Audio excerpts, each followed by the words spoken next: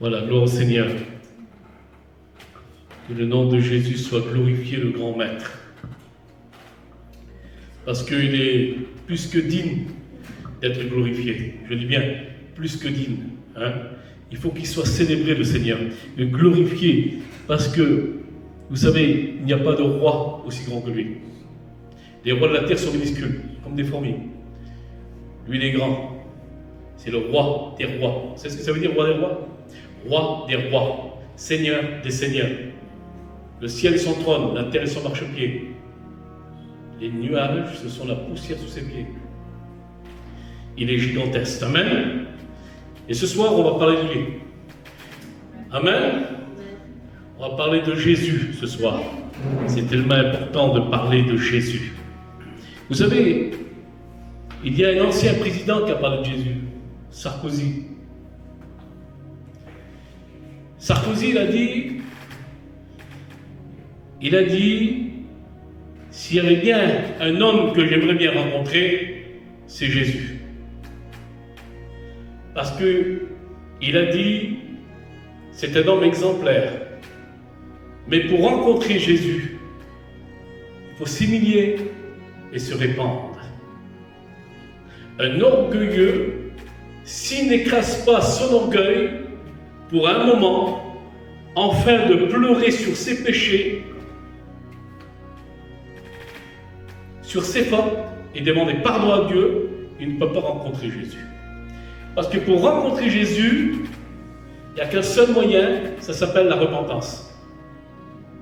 Amen. Gloire à Dieu. Je porte un petit message. Vous savez qu'il y a bien sûr le bien et il y a le mal. Il y a Jésus, ce qui veut dire la vérité, et il y a le diable, le mensonge.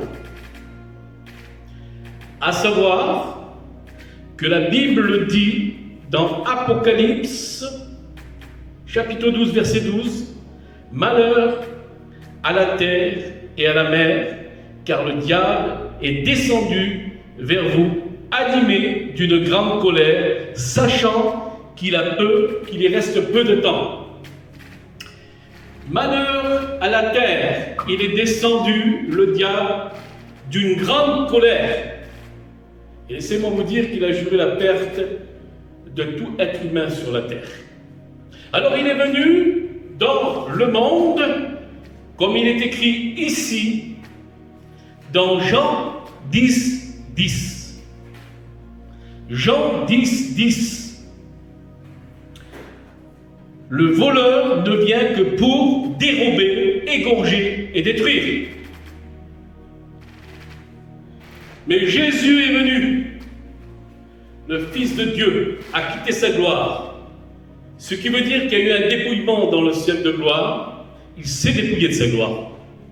Il est venu dans le monde pour sauver. Pour sauver. Et laissez-moi vous dire à ce sujet-là, que j'aimerais vous partager. Le monde, c'est un joug. Le monde, c'est un joug, et c'est un mauvais joug. Vous savez pourquoi? Parce que quand le diable est tombé du ciel, avec une grande colère, et voici qu'il s'est emparé du monde. Je vais vous lire le passage. Dans 1 Jean, au chapitre 5, verset 19, « Nous savons que nous sommes de Dieu, et que le monde entier est sous la puissance du malin, du diable. » Et voici que l'apôtre Jean dira, nous savons que nous sommes de Dieu, mais que le monde entier est sur la puissance du malin et du diable. Et le diable, il est venu, il est tombé du ciel comme un éclair pour détruire la créature de Dieu. Il est venu pour détruire la créature de Dieu, parce qu'il n'aime pas la créature de Dieu. Alors, Jésus est venu pour sauver. Et vous savez, être sur le joug du monde, c'est quoi? Regardez un petit peu ce qu'il se passe dans ce monde. Le monde ne va plus. Le monde va à sa perte. c'est la vérité. Lorsqu'on voit tout ce qui se passe dans ce monde, le monde va à sa perte. Le monde ne va plus, rien ne va plus dans le monde.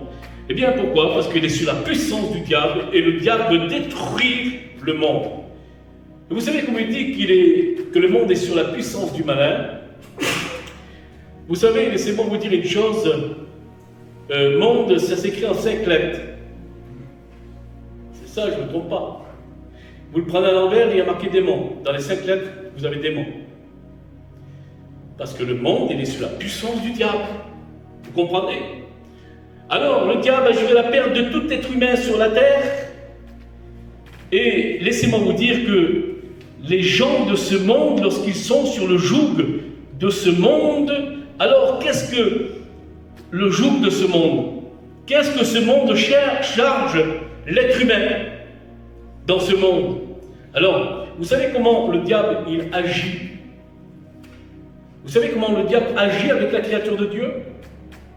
C'est pour cela que celui qui n'appartient pas à Jésus, celui qui repousse Jésus, la Bible dit, malheur à celui qui ira fouler sous ses pieds le sang du Fils de Dieu. Malheur. Oui, c'est un grand malheur parce que celui qui meurt sans Jésus-Christ, eh bien, c'est un perdu. Nul ne peut monter au Père s'il ne passe par le Fils. C'est pour cela que le Père a donné tout pouvoir à son Fils, que ce soit dans le ciel comme sur la terre. C'est pour cela qu'il est le Rédempteur, la résurrection et la vie. Nul ne peut monter au ciel sans passer par le Christ.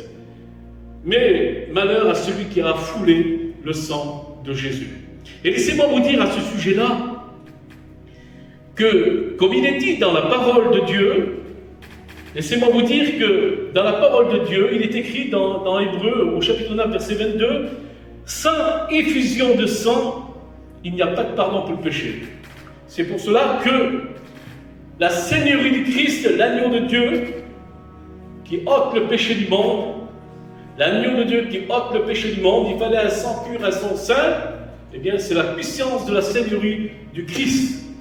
Vous savez, dans toutes les religions, il y a des prophètes. C'est la vérité. Mais le sang des prophètes, dans toutes les religions, il y a des prophètes. Et le sang des prophètes, il n'y a aucun de ce sang-là qui peut purifier le péché. Parce que tout homme sur la terre n'est pécheur.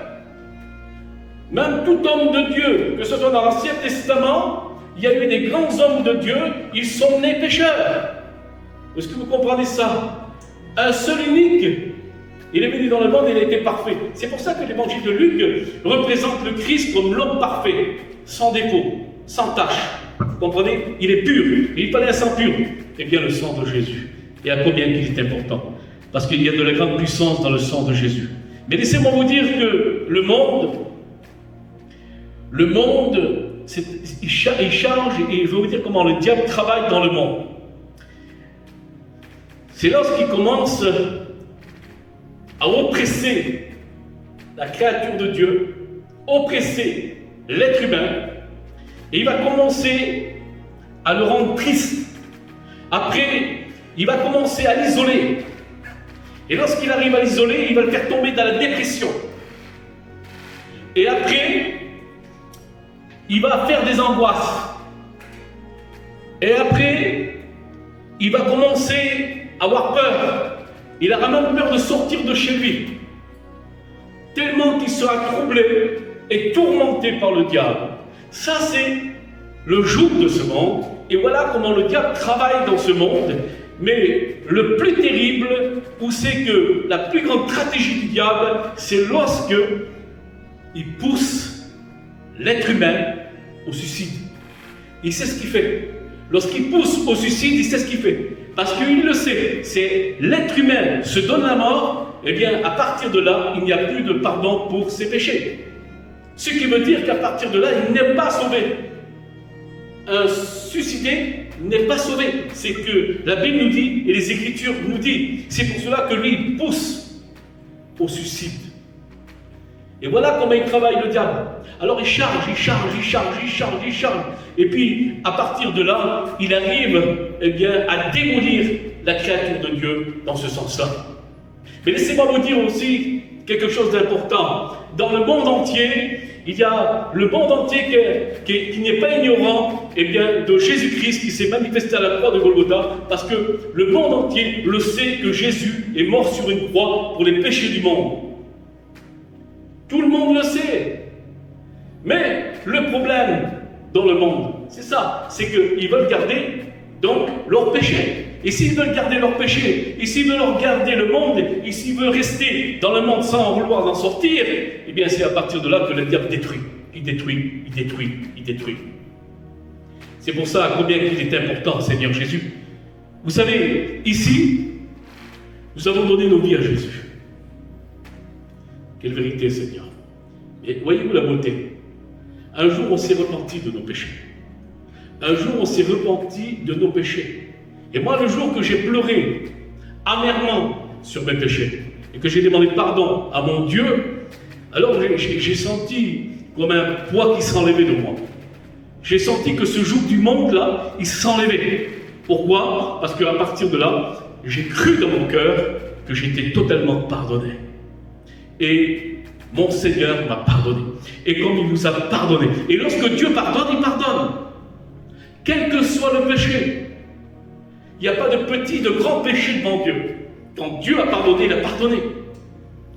C'est pour cela que la repentance mène à la nouvelle naissance. Et puis, à combien qu'il est important. Parce que, vous savez, Jésus, lorsqu'il s'est manifesté sur le bois de Golgotha, il a lancé un appel au monde entier. C'est au monde entier qu'il s'est adressé. À l'humanité, il a lancé un appel. Et même, il va dire ceci, écoutez. Dans l'évangile de Matthieu, chapitre 11, verset 28, il dira ceci. « Venez à moi, vous tous, qui étaient fatigués et chargés, je vous donnerai du repos. Prenez mon joug sur vous et recevez mes instructions, car je suis doux, humble de cœur, et vous trouverez du repos de vos âmes. » Pas beau ça?